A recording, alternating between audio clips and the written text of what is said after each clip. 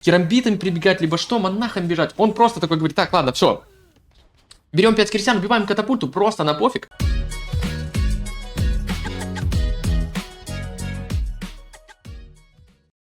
Турнир Warlords 4 радует нас абсолютно новыми картами. И одна из них Басма. Крепость Басма — это на самом деле настоящая крепость, которая была построена 4 века назад на границе между Норвегией и Швецией.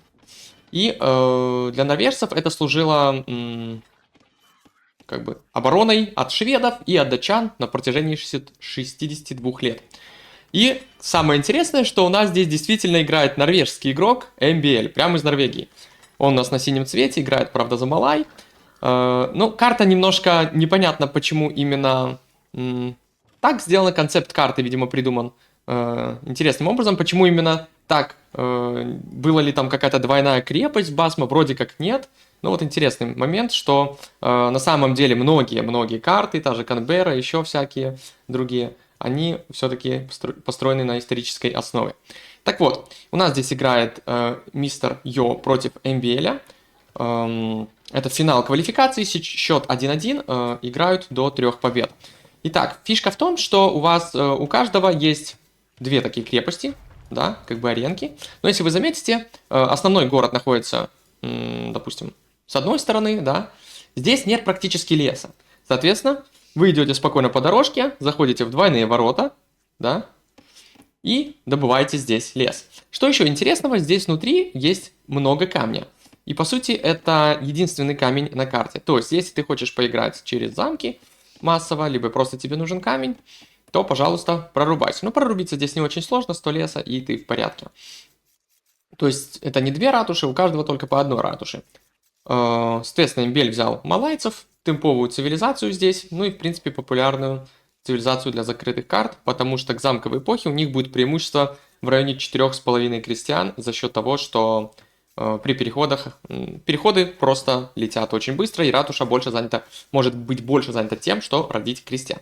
Но для этого им надо, конечно, больше еды. Если к тому же таймингу вы хотите получить и 2 эпохи, и плюс 4, там, 5 крестьян, пожалуйста, добудьте больше еды. Хорошо, здесь у нас мистер Йо играет на берберах. Мистер Йо обожает нации с такими мобильными просто юнитами, да, уникальными. Мангудаи, верблюжьи лучники, ну и всякие другие. И плюс он любит верблюжьи нации. Поэтому, я думаю, бербер для него стала самая любимая нация.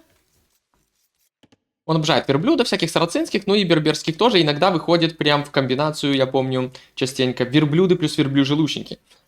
И этому способствует, кстати, короночка золотая, Magrebi Camels. Все верблюды и те регенерируют здоровье. Старт тут довольно спокойный. Ребята подгоняют оленей. Например, мистер MBL даже удалил просто стенки и вообще не парится. Здесь же используется коза. Здесь же используется коза. Ну, соответственно, в самом начале вы могли заметить, что игроки посылают крестьян на лесопилку, и все больше и больше посылает бербер сюда крестьян. И явно он собирается докопаться до камня.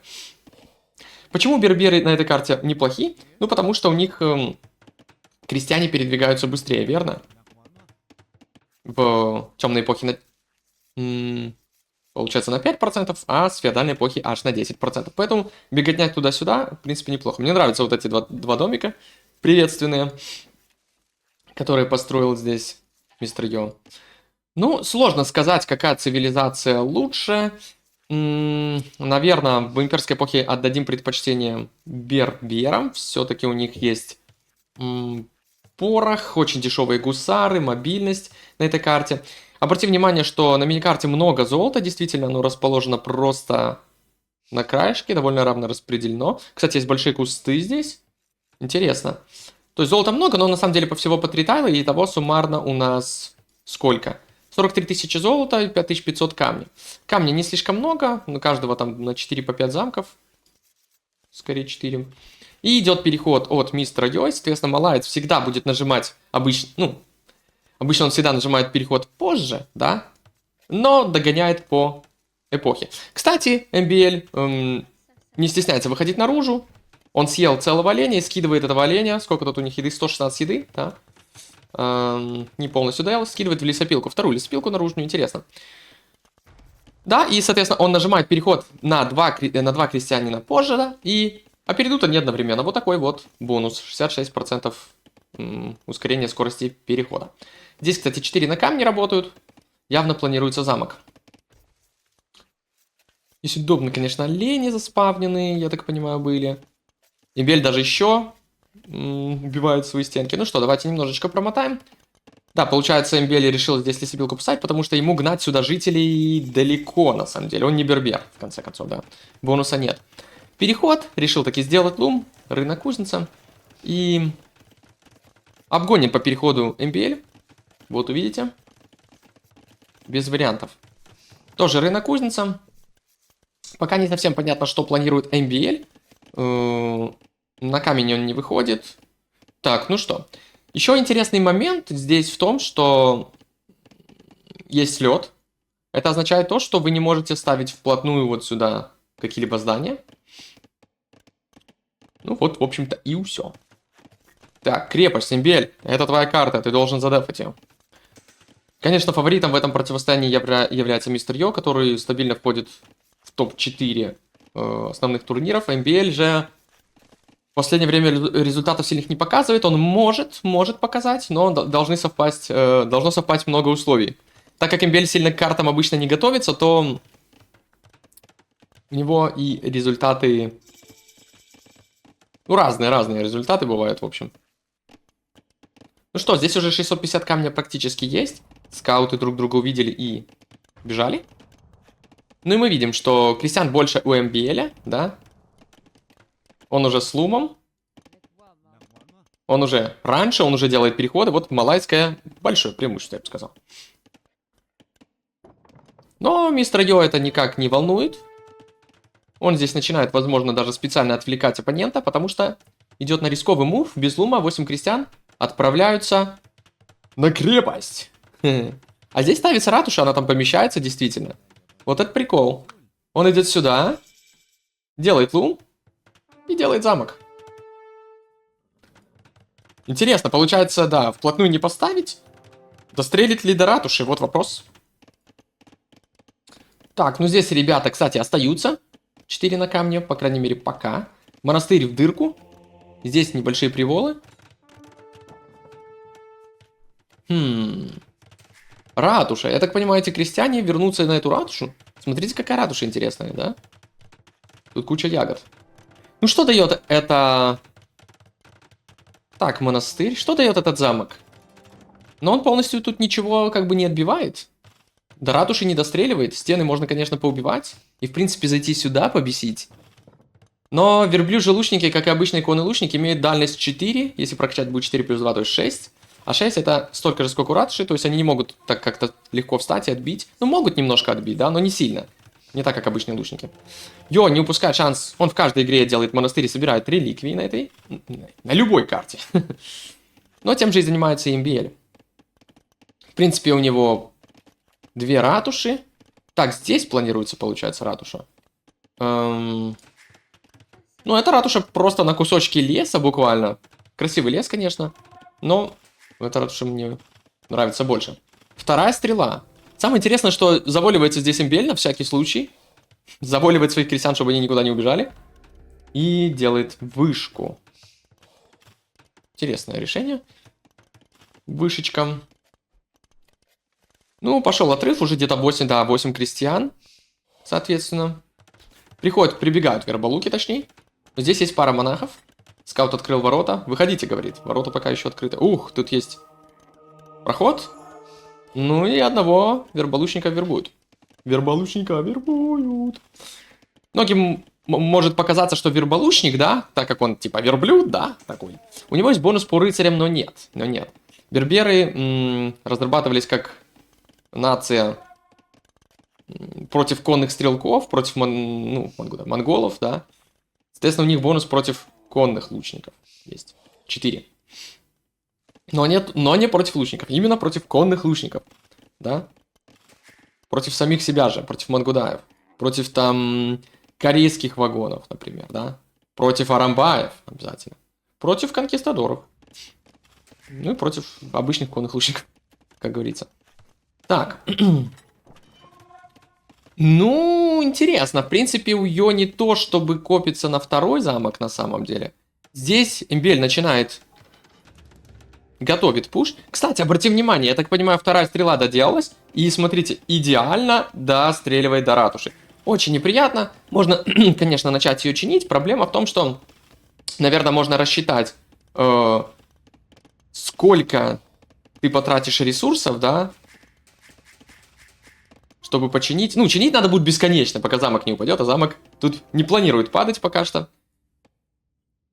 То есть цена ратуши там 375 ресурсов, да, и мне кажется, за пару минут ты ее на вычинивании потеряешь столько ресурсов, поэтому легче, грубо говоря, слить ратушу, чем пытаться ее любой ценой чинить. Типа, раз уж так вышло, то так вышло. Релики. По одному релику так, ну здесь, ой-ой-ой-ой. Да, сблизиться, ну тут всего лишь 2 монаха на самом деле, ни один из конвертов не прошел. Кстати, Эмбель планировал замок сюда, но заметил, Эмбель не доконтролил, у него было очень мало монахов. Разделяет крестьян, 3-4, ну, может вот эта тройка и выживет, кстати. Преимущество экономическое немножечко слито здесь. Так, есть свой верболучник, можно взять еще одного как будто. Ставит ратушу мистер Йо, то есть, в принципе, я думаю, Йо доволен, да? Как он сам мыслит? Так, ну хорошо, я, в принципе, сыграл в 2 ратуши рано, да? Враг, скорее всего, в 3, как обычно, сыграл. Но я убиваю ратушу. Я точно убил ратушу одну. Я здесь убил 4 крестьян. Я строю свою ратушу. И, в принципе, я должен не сильно отставать потенциально. Плюс у меня есть замок. Плюс у меня есть мап-контроль. Плюс есть всякое разное. Свой верболучник убирает. И в чем красота верболучников, да? В том, что они красивые. В том, что юнит очень ДПСный. Один из самых сильных, даже сильнее Мангудая по урону. 7+2. Они даже могут разваливать катапульты легко. И даже по скорпионам наносят 2 урона. А если с холма, то 3 урона. Делаю тачку одновременно. Так, еще какой-то монарх здесь засветился. -1 еще получает. Так, ну тут немножко есть проблема. Скаут помогает еще. Ну что ж, растерял немножко здесь его. С другой стороны разбросал... Все здесь. Эмбель, я так понял, этими 3 крестами сделал круг почета и хотел сюда замок поставить, но не фартануло. Мало вкладывается Эмбель на самом деле, да. Не сделал своих любимых скирмов. Странно. Ну что. Здесь, кстати, никак больше дальше не агрессирует Йо, хотя теоретически он мог бы начать сюда там вышки ставить. Но такое.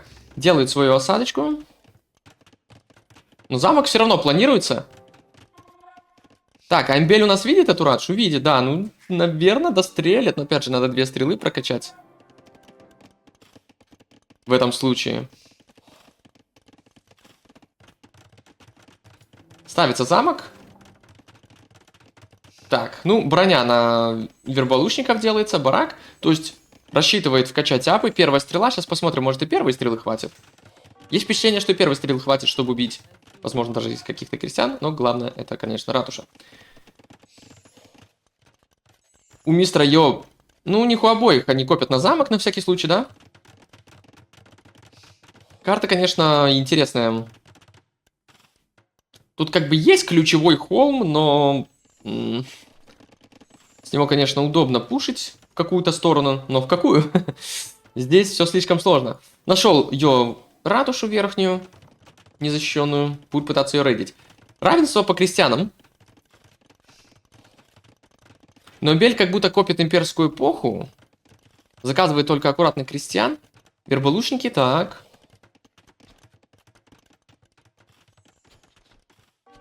Ну, Эмбель, конечно, идет нагло. Ставить замок просто на пофиг. Просто на пофиг. 2 монаха, 2 скорпа, 2 катапульты. Сложно это будет размикрить на самом деле.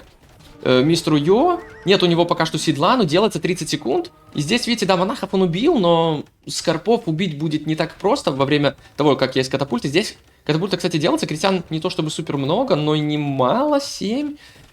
Импы нажимает Эмбель. Да, он пользуется импами, тут очень жестко. Продлил ратуши и через 1,5 минуты будет в импах. Неплохие выстрелы манганелями, в принципе. Выход катапульта стреляет, ну да. По крестам можно стрелять, но первый выстрел по крестам обычно -1 житель, остальные раненые. А здесь сразу минус манганелька. Но сливает верболучников довольно много, я бы сказал, да? Слушайте, ну ситуация интересная. Первая стрела, Уже падает ратуша. Давайте поменяем местами игроков. Имбель, так получается, уже больше слева. По крестам Йо обгоняет, но у Йо вообще нет перехода абсолютно. Имбель переходит. Я бы сказал, он немножко переворачивает игру. И здесь даже камень не так... Не, ну пока спокойно можно добывать. Верболучники идут сюда. Здесь ставится еще вышка, как я понимаю, да? А где... А, тут таран работает. Он уже убил одну вышку, соответственно, делается еще одна вышка имбелем. Но он не хочет терять этих крестьян. Понятно, что лес на карте, конечно, в принципе еще есть, но посмотрите, как он добывается. То есть, ключевая такая позиция. Блин, мне нравится концепт карты. Вообще такой интересный. Совсем необычный, как-то так ограничить ресурсы. Так, ну здесь не сразу сажаются чуваки. Ну, малаец уже в импах, соответственно, что он делает? До трибушеты, кстати, в каком замке? В этом замке делает трибушет. Малайский замок это тот еще теремок. Забавный, аутентичный. Ух ты, здесь манганельку слил ее. Странно, что он делал под замком манганель. Ну, это ошибка. Таран въезжает внутрь. Ой-ой, он, получается, поставил две вышки, как будто бы, которые друг друга кроют. Но что, если встать верболуками сюда? Они же не будут под себя стрелять. Обе. И ты блокируешь, и таран работает. Ой-ой-ой-ой-ой. Кстати, отметим, что делает уникальную технологию Казба, да, которая ускоряет работу замков. Ну, 25%, насколько я помню. Ну, кстати, Йо почему-то не пользуется этим и не становится между вышек. Очень подозрительно. Так, ну здесь все падает буквально от замка, и трибушет работает дальше. Блин, но сейчас трибушеты очень много чего сделают. Их уже 3, делается 4. Только проблема в том, что армии практически нет, хотя выходят керамбиты. Юнит, у которого хп меньше, чем у крестьян, 30, да, который занимает половину популяции, но который быстрый, супер быстро спамится. Ну, относительно дешевый, хотя не супер дешевый. То есть, если мы рассчитываем на то, что там делать их по 2 штуки суммарно там будет стоить примерно 50 золота. То есть, не самый дешевый юнит. Ну, в принципе, свои манганели его тоже гасят, уверенно. Здесь, кстати, пушит Йо, то есть осадкой пользуется. И переходит таки в импы в какой ратуше? В родной ратуше и перестраивает еще третью свою. Ну что, очень агрессивно. Я так понимаю, да, так если сейчас потерять замок, это еще больше домовтык будет. Ой, какой сейчас домовтык будет, 90 лимита, у него 109, надо разблокировать. Скорпионов можно размикрить. Трибушетами может ли убежать дальше или нет. Монахов раскачивает дальность. Короче, начинается контент максимальный. Здесь забегают керамбиты. А, делается дырка. Там перестраивать лес. Упал даже уже вот этот замок. Боже мой. Вот это контентище. Здесь кресты так-то и так уже выкурены. Йо уже убил 25 крестьян, это прям много. Но керамбиты забегают. Благо, крестьяне берберов супер быстрые. Уходят. Начинается полный кринж. Здесь керамбиты, которых, в принципе, можно крестами даже попытаться разбросать, но у них последняя броня вкачана по умолчанию. Здесь таран навел шороху. А здесь слил. А где ж катапульта? Я помню, что тут была катапульта. О май гад. То есть тут такой идет пуш. И имбель такой, у него здесь нет сил, да? Керамбитами прибегать, либо что, монахами бежать. Он просто такой говорит, так, ладно, все. Берем 5 крестьян, убиваем катапульту, просто на пофиг. Зато спасаем ратушу, да? И здесь верболучники такие подбегают. Так, там баллистика заказана. Следуют за крестами, соответственно. Блин, ну эти верболуки, конечно, нормально так убили. Но замечает импель, сажает, а здесь уже не хватает контроля, потому что надо много где убегать. Блин, это приятная ратуша, конечно, ничего не скажешь. Ну, опять же, берберы умеют убегать. Перестраиваться. Но... Так, вы тут в кого стреляете? О, вот это базовое решение. Имбель переворачивает игру, и он апается. Но сейчас импы будет, и выровняется счет. Фермы в самом безопасном месте, соответственно, под замком центральным. Здесь один верболучник. Ну, его контролить придется слишком долго. Лес все еще тут добывается. Конюшни ставит и готовит все-таки, когда ты переходишь в импы, бербер, у него скидка на кавалерию еще больше становится. 4, опять же, Йо, мастер собирания реликов, топ-1 в игре. По собиранию реликов, но нашли его монастырь. А, пойдут, очень важное. Скорость на кавалерию, приходится выкуриваться с леса. Керамбит скорость 1.20, но это ненормально тогда. Здесь 0.97. Также даже и на химию хватает. Ну что, перевернул тут МБЛ, спас ратушу, в принципе, тудымсь-сюдымсь. Непонятно, как ему что устанавливать. Сюда не подступиться. Монахи тоже. Ну, хоть их и 4, но с дальностью. Да, ёшкин, макарёшкин. Здесь, может, надо было продать. Ну, хотя, ладно, сейчас ратуша вроде как задефать. Сюда замок и конюшни. Я так понимаю, эти конюшни сделаны еще и ЛК, чтобы сюда рейдить. Я не понимаю, откуда берет ресурсы, честно говоря, имбель на вот какие-то там мапы. На каких-то крестьян. Он работает сейчас у него вообще 5 на еде. Но это потому, что здесь кресты сидят, я понял. В принципе. То есть здесь нужна просто любая халява уже. Но Эмбеля непонятно, как останавливать. Равенство по крестьянам. Центр. И он выходит в стрелков. Стрелки довольно хороший ответ на верболучников. Потому что у них выше дальность. И верболучники на самом деле такой юнит не бронированный. ХП у него куда еще не шло, но брони у него мало просто. А вот урон высокий. Так, соответственно, находит еще какую-то катапульту очередную. Так. Тут главное не шмальнуть по своим этим пацанам. Ну, легкая кавалерия концентрированно убивает монахов, но не то чтобы всех. Плюс 2 верболучника с конверчены. Далеко уходит этот пуш, да, начинался он чуть ли не здесь, можно сказать. Так, никто не контролит нычки с камнем, по сути. Ну как? Никто их не использует сейчас. Трибушет максимально агрессивно просто раскладывается сюда, но... Наверное, Эмбель не знает вот эту халяву. Берберы просто разбегаются по всей карте, уже уходят наверх, просто максимально уходят. И у Йо до сих пор больше добытых крестьян, но как? Добытых крестьян, добытых ресурсов, конечно. Таран, сколько урона нанес Таран? 7500, ну, неплохо. Так, Эмбель наглеет, ставит монастырь на реликвии. Здесь же убили трибушет. Легкая кавалерия. Ратуша все еще живая. Так, здесь что у нас происходит? ЛК убивают монахов, соответственно, доходит до катапульт. Их задача убить юнитов, против которых они сильны. Так, ну, осадочка падает. Ну, такое. Легкая кавалерия здесь мне нравится вариант. Очень. Очень дешевый вариант. Но здесь потихонечку раскачиваются. Именно скирмы, не лучники. Он золото не добывает.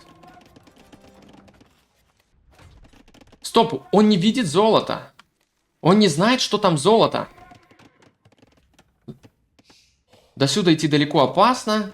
Здесь тоже, то есть его крестьяне не везде далеко. Он не знает, что у него золото в тылах. Я же говорю, Эмбели подготовка к турнирам, картам. Уровень... Уровень нету этого уровня. Здесь находит халяву, но Йо просто убежал. И держит количество крестьян все еще. Я уже даже не знаю, куда смотреть. Здесь рейды. Химия. Ну что, скирмы плюс керамбиты. Даже на последнюю броню накапливает. Как же ее... Ну, несмотря на то, что у него минимальное количество армии, но он ее постоянно догрейживает. Мне это очень импонирует. Так. Где осадка, в принципе, здесь трибуше, да? Ух, тут уже мельница перестроена. Здесь все сложно. Но выходит, даже крестьяне в бой. Трибушеты не защищены. Мультитаска уже не хватает. Обнаружился замок, я так понимаю. Йо окружает везде. Йо везде. Просто. 35 на золоте. Неплохо. Продает лес, МБЛ, но у него нету золота, поэтому он играет типа в скирма бомжей. Так. Ну ничего себе кресты. Так, здесь трибушеты еще уходят. А что по... смотрите, Эмбель достроил монастырь и собрал 4 релика. Итого у него 5. Хотя у Йо до сих пор больше добытых. Кстати, и ресурсов, ну, почти поровну, ну и с релика. Здесь рейды легкой кавалерии. Теперь они с последней броней. А у Эмбеля до сих пор нет 3-й стрелы. А химия? Химия есть зато. Здесь живет... А здесь не было ратуши разве? Странно. Вообще сколько ратуш? Всего лишь 2 ратуши. Он живет просто далеко. Но продолжает рейдить, бесить. И смотрите, Йо, видимо, нашел золото и пытается от него, типа, отрезать, да? А здесь до сих пор даже не пытается разведывать и как будто думает, что... Ну, даже можно по миникарте понять паттерн, что они с краю карты, наверное. Как-то попытаться. Так, 3-я стрела, наконец-то. Ну, здесь реально... Как же? У Йо экономика стоит 50 на еде, 30 на золоте. То есть это можно... Это можно спамить. И он это понимает, он апает кавалера и последнюю броню. А кавалеры на 20% дешевле. Керамбиты, правда, забегают. Осадку пока контрить нечем. Бедная мельница, конечно. Борьба за релики продолжается. Рейды продолжаются. Количество крестьян у Йо выше. Но он потерял замок, снова проблемы с домовтыками. Хотя сейчас их пофиксят, эти проблемы с домовтыками. Смотрите, Йо контролит. Йо везде. МПЛ зажат. Как же много крестьян все-таки теряет. Жесть. Жесть, мужик. Но МПЛ надо срочно пушить. Он лидирует по счету, потому что убил все-таки намного больше зданий. Йо выкуривает уже из основной базы, да, и он просто опять же убегает крестами, жалко у него второй тачки нет. Но Йо такой, это мои релики. Это тот самый таран? Да, это, наверное, тот самый таран. 17500 урона от этого тарана. Это тот самый таран.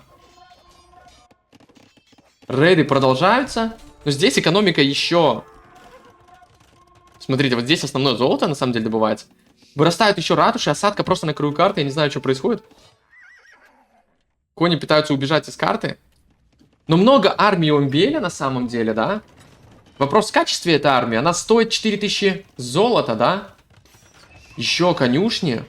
Ну, понимаете, у Йо слишком сложная ситуация. У него вот сейчас 3 на еде. Он покупает еду. А что кавалеры? Кавалеры только сейчас делаются. Также добавляется химия.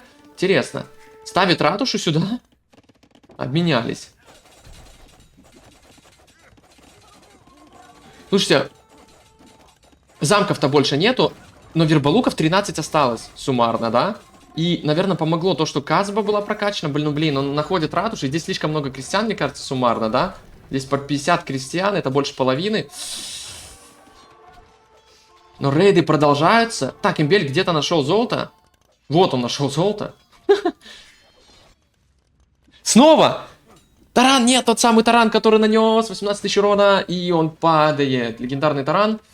Перестраиваются. Это мои релики. Чьи релики? И кавалеры резко врываются, и здесь керамбиты просто распадаются на частицы какие-то, и требы схаваются. Вот откуда прибежали кавалеры. Полноценные 15-17 штук. Делается даже пушка. Вот для чего была химия. Отсюда пушка. Кавалеры уничтожают золото. И он не может спрятаться в ратушу, потому что в ней она уже горит. О май гад. Минус 20 крестов резко. Теперь у МБЛ. Здесь верболуки идут контролить вот эту точку, я так понимаю. Боже, как же он... Типа, как же он использует Бербера? Это просто жесть. Просто жесть. Ну здесь, подождите, 52 керамбита. Мужик скопил керамбитов. Ну надо элитку, наверное, вкачать. У них до сих пор 30 здоровья, господи. Первая атака. Золота снова нету, его зарейдили. Нетипично. Ну вот здесь находит золото. Так, верболуки убили еще кучу крестьян, это просто жесть. Крестьян на 30 меньше у Йо. У Йо, получается, просто убивают, да? Ну, как бы, ему надо перестраиваться, но он держит больше крестьян. Амбеля рейдит нещадно просто. Везде. Посмотрите, какой просто мультитаск у Йо, у которого вообще не самый высокий АПМ. Максимально средний 60 АПМ, но мы в конце катки посмотрим. Керамбиты, в принципе, тоже рейдят. Наконец-то апаются пики, когда уже появились кавалеры. Кавалеров 24, и можно еще спамить. Сейчас проблема с едой, я бы сказал. Тут какие-нибудь халявные кусты бы пригодились, да? В принципе. Неужели не видит? Да видит вроде. Очень выгодная сейчас армия. Разрушается снова монастырь. И здесь идет сражение. Очень много здесь керамбитов. Скирмы. Офигеть. Керамбиты все падают. А кавалеры... Кавалеры... Стоп, сколько здесь кавалеров сдохло?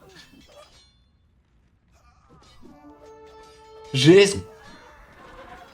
Да ну нафиг. Выходят первые пики, керамбиты, кавалерам просто пофиг. Давайте посмотрим этот бой. Еще раз. Вы зацените, насколько это был ужасный бой. Смотрите. Бежит пачка просто, да? Керамбиты. 30 хп, скирмы какие-то, да? И просто кавалеры, в которых 1500 хп. Если суммарно по хп посмотреть, да? Здесь больше. Но, блин, в принципе, это 13 кавалеров. Они разрушают монастырь. Уже по 2 раза они друг другу монастырь разрушили, да? И начинается бой. И то они еще сначала добили монастырь и начинают биться. Смотрите, как здесь ХП уменьшается и как здесь ХП уменьшается. Типа чик-чик-чик, да, тут уменьшается, но здесь просто критически. 40 убийств. 2 кавалера всего лишь умер, 1 состоится. 2 кавалера сдохло. 2 дешевых берберских кавалера потерял Йо в этом бою, убив просто 60 юнитов. Керамбиты остались. Ну да, керамбиты прячутся, конечно, под замок. Жесть, этот монастырь недостроен. То есть Эмбель ставил сюда монастырь, ну, он был уверен, что типа, да что, в смысле, ну, да, там, у керамбиты, там, сколько, 50 штук. Ладно, пришли пики, разобрались, но это был просто ужасный бой. Тем временем, Йо возвращается сюда, замком. Здесь, смотрите, Эмбель все видит. Он контролит все, находит снова крестьян при всем этом. Здесь кавалеры. Есть несколько пик, замок, конечно же, помогает. Но, в принципе, для него эти кавалеры это пустышка. Здесь уже ничего нету, Таран разобрался, ее переворачивает и выигрывает эту катку. Хотя, казалось бы, у Эмбеля все шансы выиграть. Есть центр, есть все, есть... можно камень добывать, но он с золотом не разобрался и вышел в юнитов, которые вообще непонятно, что контрят здесь. И мы с вами увидели, наверное, худший файт ever. Худший бой, где, ну, просто ужасно был, да, то есть, на самом деле, иногда кажется топ-игроки, но странное решение получается. Посмотрите, как сбалансированно Йо делал юнитов, да, грамотно. То есть, посмотрите, 45 верболучников, я уверен, что они пипец как окупили, сколько они крестов зарядили. 35 всего лишь легкой кавалерии, по-моему, мы видели, как будто их было 135, да? И кавалеров 35, но они 100% окупились, просто. То есть, тут просто мне чем нравится Йо, тем, что он очень как бы выгодно его юниты вообще действуют. Вообще он типа про эффективность. Здесь 142, против кого делались керамбиты вообще? Скирмы это еще типа ладно, луков не было, да? Что сделали керамбиты? Он так и не апнул элитку. Надо было как-то апать элитку, но как ты апнешь, если у тебя нет золота? 15 монахов это окей. АПМ 63 на 67, ну ее даже перегнал тут по АПМу. И посмотрите самое интересное, да? Казалось бы, MBL, он не бегал экономикой так много. У него были ТЦшки, он их там, ну, не так сильно терял. Его экономика должна была работать, больше эффективность должна была быть, да? Это у Йо должна была быть эффективность ниже. Он убегал вообще туда-сюда, снизу, влево. Но 69% на 63 в итоге. То есть Йо эффективнее работал, потому что были колоссальные рейды здесь. АПМ больше двойки в дуэли, это просто жесть. То есть чувак 320 юнитов потерял, 130 убил, да, MBL? Хотя убил намного больше зданий, армии 80 у него было. Но что за армия? Йо держал большее количество добытых ресурсов. Борьба за реликвии шла всю игру. И тоже зацените, да, Эмбель разведал тоже 89% карты, но только в конце. 99% карты от Йо. То есть он видел больше в тылах, чем сам MBL. Красавчик. Красавчик. Ну и, соответственно, пройдет там дальше мистер Йо и квалифицируется на Warlords. Вот такой вот китаец непростой. Ставьте лайки, если понравилась игра, и пока.